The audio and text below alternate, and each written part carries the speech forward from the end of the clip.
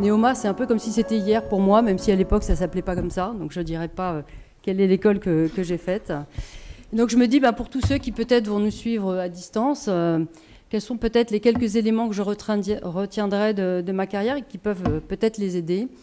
La première des choses, c'est que j'ai eu une compétence clé qui m'a effectivement suivie tout au long de ma vie, qui m'a permis de me lancer, qui est celle de la finance, même si très vite j'ai compris que ce qui m'intéressait, c'était de comprendre la vie des hommes et des femmes derrière les chiffres.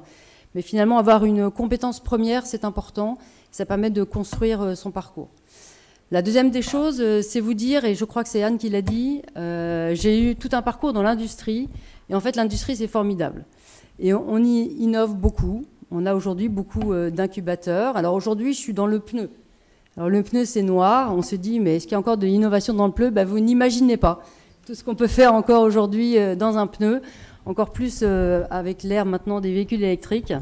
Donc voilà, un message pour tous les jeunes diplômés, ne boudez pas les parcours dans l'industrie.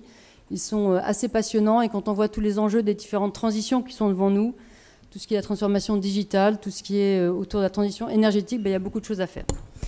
La troisième des choses, c'est vous dire qu'on me remet aujourd'hui un prix pour l'international. Ce que j'ai appris tout au long de ma carrière, c'est que comprendre les différents pays et les cultures dans lesquelles on opère, c'est très important. Alors on dit souvent la culture dévore la stratégie au petit déjeuner. Eh bien ça c'est vrai.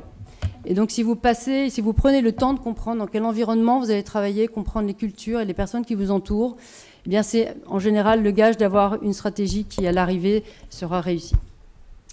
Et puis dernière chose, c'est le mot oser. Certains ou certaines d'entre vous l'ont évoqué. Oser, c'est pas toujours facile. Il faut savoir saisir les opportunités. Parfois, en particulier quand on est une femme, il y a des moments où on ne se sent pas libre pour se lancer dans une aventure professionnelle parce que y a les enfants, etc. Ce que j'ai aussi appris à faire, c'est finalement avoir confiance dans le regard des gens qui m'entouraient. Et c'est ce qui m'a porté tout au long de ma carrière. Voilà, donc je voulais vous remercier. Je trouve que toutes les initiatives de l'école sont formidables. Et donc dès ce soir, je vais faire mon profil LinkedIn. Merci Bénédicte.